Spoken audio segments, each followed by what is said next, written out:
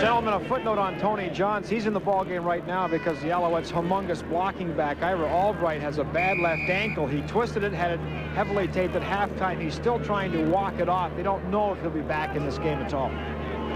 If I was Ira at 250, I wouldn't try and walk it off. The punt by Andrew Sisson is handled by Chris Woods at his 48. And he gets to the 50 and no further. So the Argos are going to take over in good field position, but they trail Montreal 14-7. We'll be back in a moment. Just a couple of weeks' time, the playoffs begin, and we'll have the Eastern Final for you on Sunday, November the 16th. It will be played either here in Toronto or in Hamilton. And then we'll have the second game of the Western Final, Sunday, November the 23rd. Who that will be, no one can predict, but we can predict this.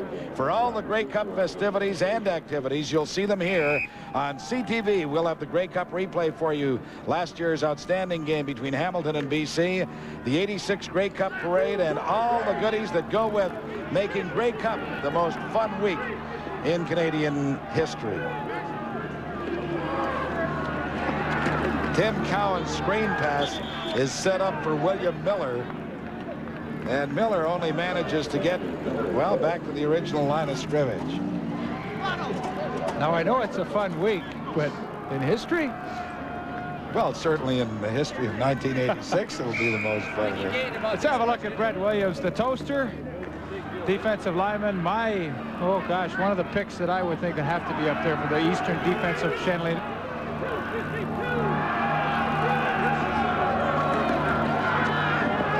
Cowan's pass, good catch by Ken Joyner at the Montreal 45-yard line.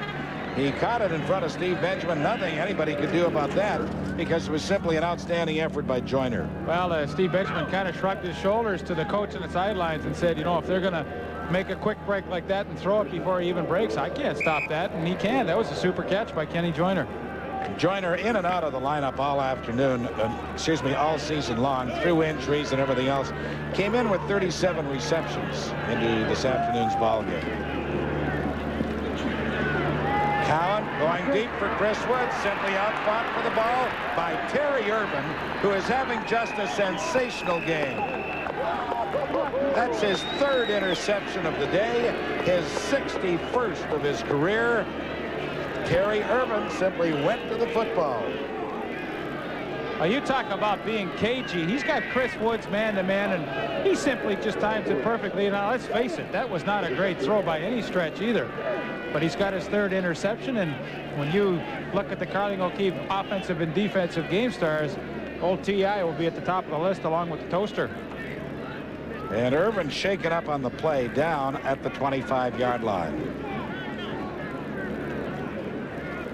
Well, he's sure adding to his totals. Now 11 interceptions in 1986. Originally started with the Calgary Stampeders, went to Saskatchewan, and now with the Montreal Alouettes.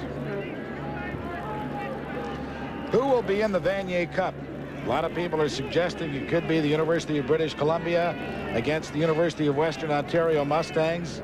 Alex Ponton and Bobby Layden, who work on our broadcast crew, are hoping that it's Bishop's University.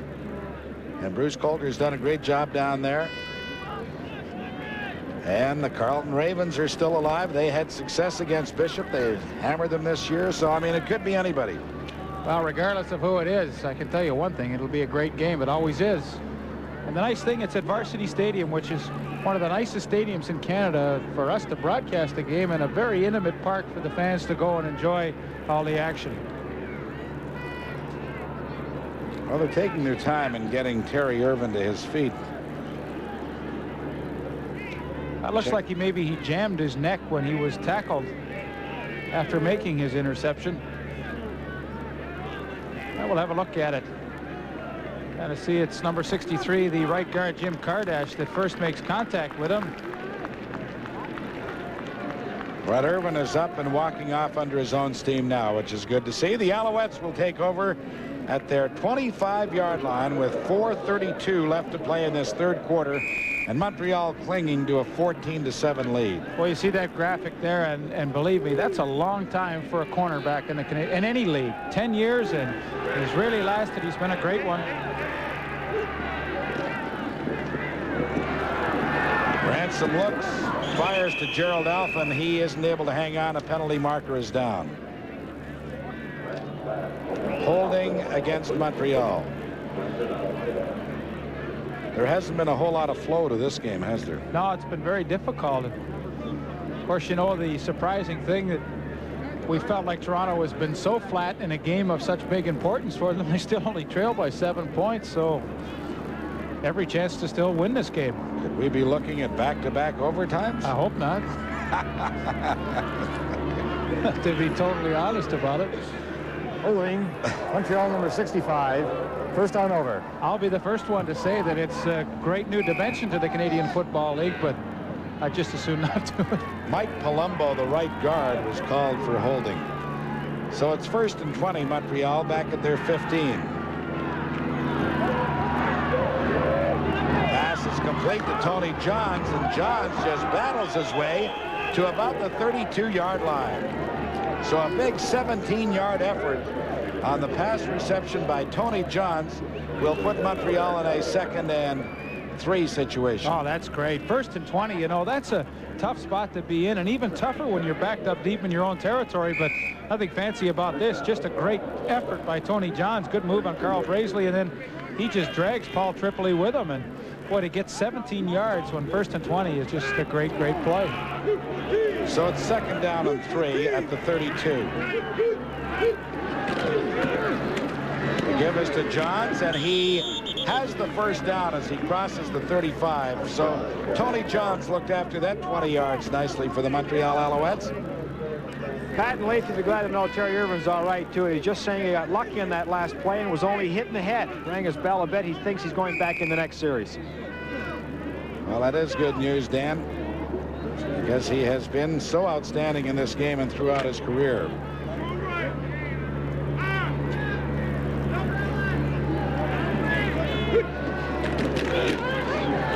On 1st down, they give the ball to Sean Faulkner, and Faulkner may be awarded the 40-yard line, which would be a pickup of about 3 yards.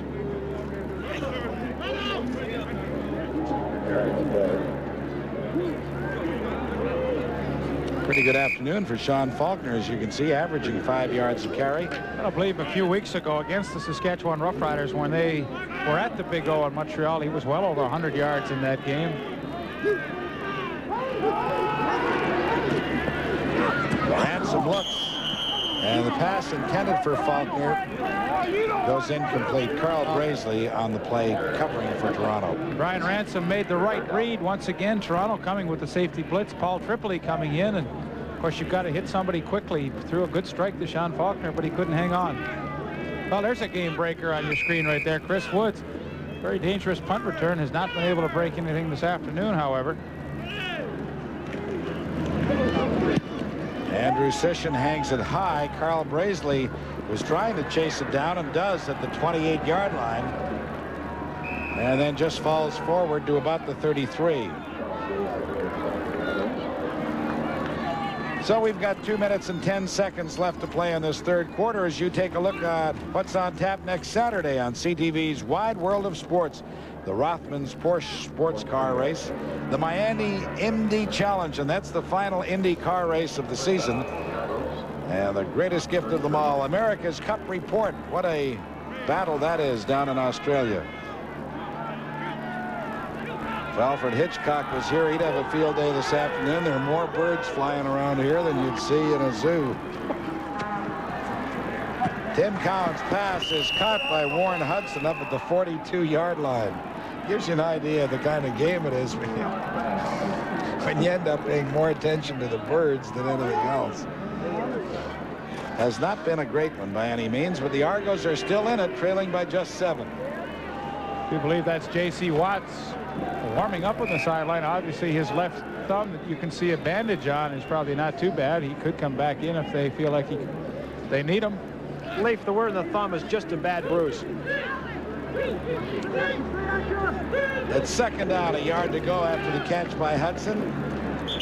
And the Argos should have the first down. William Miller, the ball carrier, was very close to that marker, and they do, in fact, move the chains. Alouettes haven't been able to move the ball as effectively in this third quarter as they did in the first half. Nevertheless, they still lead it by 7. The Argos trying to fight back. A win today and a win next week against these same Alouettes in Montreal would give them first place. Tim Cowan is sacked by Rayford Cooks, who just motored in there from his defensive end spot. Number 69 got the hand up around the head area, and Cowan went down. Well, the Montreal Alouettes have really taken a lot of refugees from the United States Football League. Rayford Cooks, of course, is one of them. Played with Memphis last year, and that's his 3rd sack since joining the Montreal Alouettes. And you see right there, that's one of the big stories of today, is that front 4 of the Alouettes and their domination of that Toronto offensive line. And conversely, no domination by the Toronto defensive line of the Alouettes offense. Cowan's pass right into the hands of Terry Irvin, his 4th interception of the ball game. Well, we'll have to start looking for the record. Can't believe that anybody could have had many more than 4. I know that in the first game that we did this season, Chris Ziegler of the Ottawa Rough Riders had 4. Well, it's really hard to understand where Tim Cowan is going with this pass. He's probably had a chance to work all week knowing that he probably would get a chance to play. It's intended for Paul Pearson. There's no way they're going to get it into him. They play a 4-deep zone. You can't beat a 4-deep zone deep. You have to go underneath it. Obviously, the Toronto quarterbacks are just not reading things properly. This game may end early if they allow Terry Irvin to keep all the balls after his interceptions, because he's had 4 of them right now. Ransom gets down as he gets to the 32-yard line for a pickup of about 5 yards. Well, you know, it's interesting talking about Terry Irvin. We mentioned that he now has moved into 2nd place on the all-time list. He came into this game 58. He now has 62. He's only 4 behind Larry Heibaugh. So that's the final play of the third quarter, with the Montreal Alouettes out in front of the Toronto Argonauts 14-7. We'll return with the fourth quarter in a moment. So as we begin the fourth quarter of play, the Alouettes out in front by 7 points. They have a 2nd and 5. Brian Ransom looks downfield, and a good defensive play by Carl Brazeley breaks up the pass. It was intended for Jacques Chapdelaine. I tell you, a lot of times today the quarterbacks have really made those defensive backs look good, because the ball was just late getting there, and all Carl Brazeley had to do was stick the hand around, knock it down. Of course, they've made Terry Irvin into an instant all-star with his day. Well, the Argos are very much in this ball game, trailing by just 7 points.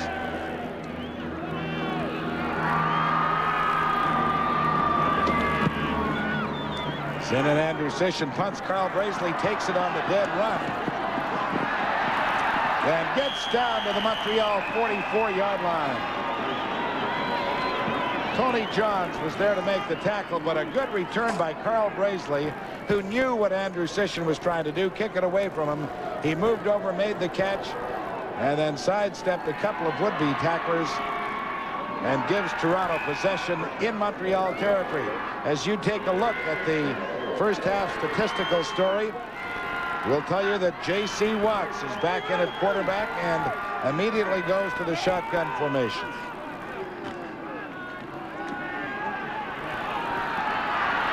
And immediately tries to scramble, but cannot get away from Mark Hopkins, the linebacker, number 77. And J.C. will actually end up losing a couple of yards. Well, Mark Hopkins in his 4th year, a graduate of York University here in Toronto, and he's played a number of positions with the Alouettes. In fact, last year, I remember him starting a game for the Alouettes here in Toronto as their starting fullback. He's also been a defensive lineman this game, as a matter of fact, playing that outside linebacking spot.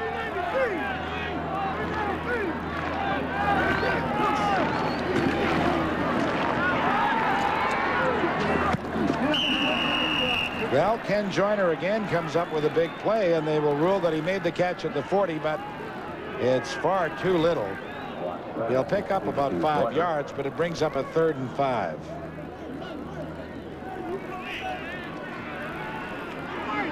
So Lance Chomick who feels that he was jobbed on his last field goal attempt. And from what we saw in the replay, it certainly appeared that he was, when he was awarded a single point on a kick that appeared to be good. We'll try this one from the 47-yard line with J.C. Watts to hold. Now, Watts has injured his left thumb, as you heard earlier, but he gets the ball down. Chomik puts it up, and this time it's short and wide. And the Alouettes concede the single point. David Martin very nearly turned that into a real fiasco. Nevertheless, it is only a single, and Montreal continues to lead it 14-8. We'll be back in just a moment. 25-year figure skating tradition with the exclusive coverage of Skate Canada up next at 4:30 this afternoon. Some of the greatest skaters in the entire world performing out in Saskatchewan.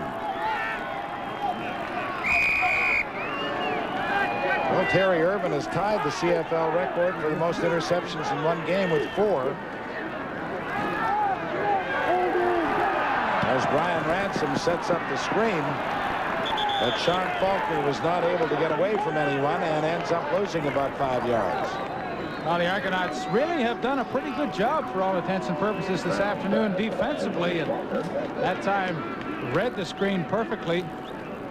Watch Sean Faulkner. He tries to slip out now and pick up some blocking, but Don Moen, number 36, he's there. He reads it initially, turns it back to the inside, and can get some help.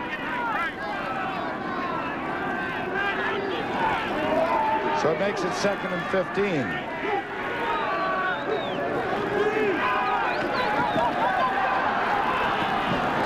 Ransom looking for Stiegel.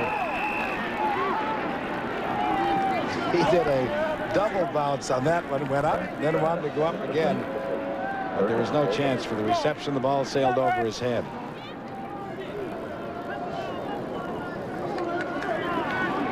So the Argos now just 6 points behind Montreal.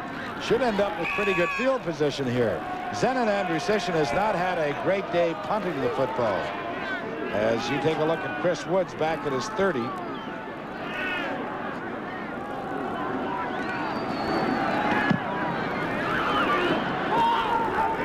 And again, Carl Brazeley handles it at the 34-yard line. And he's dropped as he gets to about the 37 by Glenn Kolka.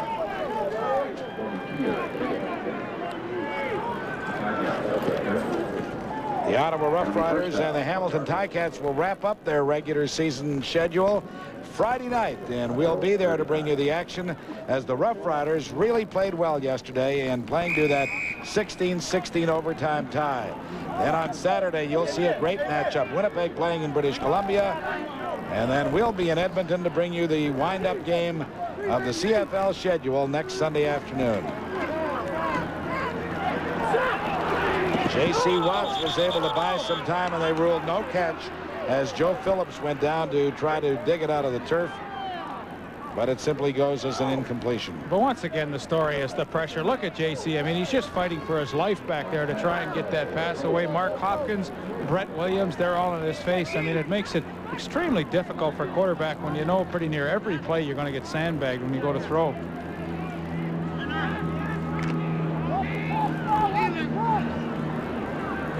You know, let's face it, the Alouettes really deserve a lot of credit. They're going nowhere this year. And here the Argos with everything to gain, first place on the line, and Montreal really playing well. As J.C. Watts is dragged down by Rayford Cooks, number 69. Well, Rayford Cooks just did an excellent job, and of course that won't go as a sack as J.C. Watts had crossed the line of scrimmage, but he did a good job pursuing. Once again, they get good pressure right up the middle, flush J.C. Watts out of the pocket, and then at 69, Rayford Cooks that finally makes the play. The toaster, Brett Williams, was very upset coming off the field. I think he thinks they should have sacked the Toronto quarterback again. But they stopped him well short of the first down, and Hank Olisic is punting again. He drives this one to David Martin.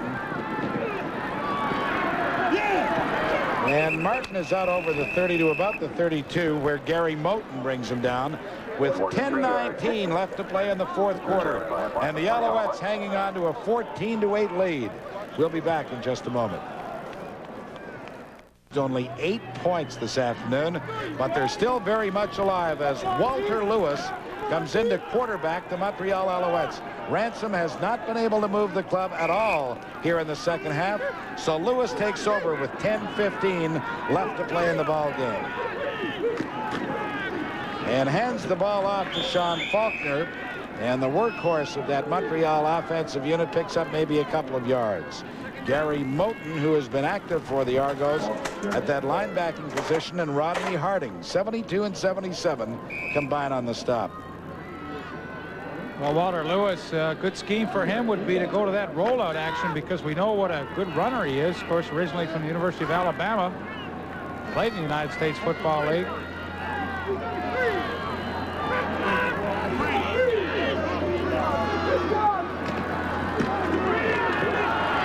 He's under pressure, but is able to get away.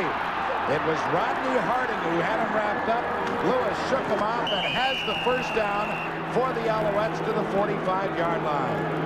Well, that was a great individual effort by Walter Lewis, the scrambling quarterback from the University of Alabama, who was sought by the Alouettes when he came out of university. They didn't know whether they should get him or Turner Gill. They pursued them both, and they ended up getting Turner Gill. But ultimately, Lewis ends up back there. And he makes a nice run here because he knows he has to take on that tackler to get those extra few yards to pick up the first down. Of course, that was 72 Gary Moten, who he came in contact with. 12 yards to pick up first down Montreal at their 45. And on the quarterback draw, Lewis takes it himself, gets another first down, and fumbles the football at the Toronto 51-yard line.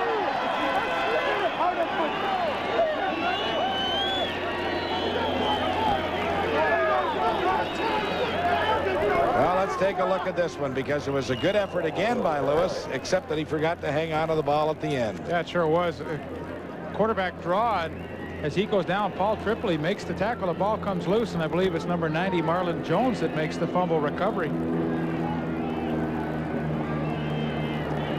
Alouettes are upset about that. Glenn Keeble rushing over now to talk to referee Bud Ulrich, trying to imply that it should not have been ruled a fumble, but indeed it was. And the Alouettes will have to hang tough as they lead the Argos 14-8. We'll be back with Toronto's first down in a moment. Carl Brazeley was shaken up on that fumble by Walter Lewis, trying to walk it off right now. Boy, he would be a terrible loss for the Argos. But Toronto alive at 14-8. They trail, but they have possession at their 52-yard line with 8 minutes and 37 seconds left to play in the fourth quarter. Carl Brazeley has played with Ottawa, played with Toronto, and played well wherever he's been. Well, in fact, he originally came into the league with the Montreal Alouettes, or the Montreal Concord, I guess they were in. J.C. Watt's pass is caught by Chris Woods. And Woods ducks underneath the tackle to pick up a Toronto first down in Montreal territory at the 43-yard line. Well, once again, it was the key block of 37, Warren Hudson, that makes this play work. Watch how he gets out and takes the... In fact, he gets 2 of them. First block he makes is on David Martin. And Chris Woods, of course, with his great speed, he knows what to do with the football.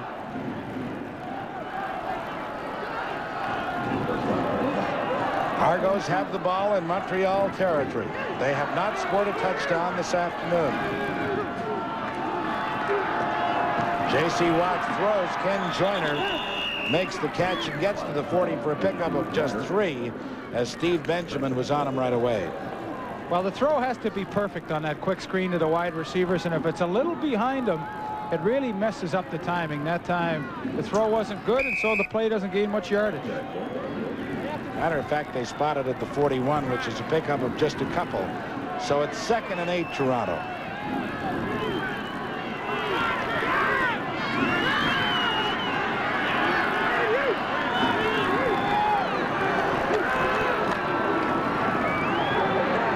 Again, the screen is set up, this time for William Miller. And Miller fights his way to the 35, which will leave the Argos a full 2 yards short of that first down marker. Brett Williams made the tackle. Well, this will be an interesting decision for Bob Obilovich. You know, they trail by 6 points, and of course that's just a couple of field goals. I do believe, however, that they're going to gamble and go for it on third down. That's a good 2. That's a long 2. In fact, that's about 2.5 yards.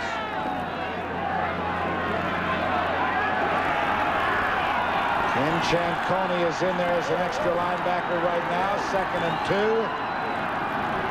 And the toss goes to William Miller. And Miller has the first down. He fell beyond the marker. So the Argo drive will continue. They gamble on 3rd and a solid 2 yards and make it. Well, David Daniels, number 23, will have an opportunity right at the end there, but he just can't get enough of a good, solid stopping hit on William Miller to keep him from picking up that first down. What a big play that is. And we've complimented the Montreal defensive front line today. They made 0 penetration on that play, and Miller was able then to get to the corner and pick up the necessary couple of yards. So it's first down, Toronto. The ball outside the Montreal 31-yard line.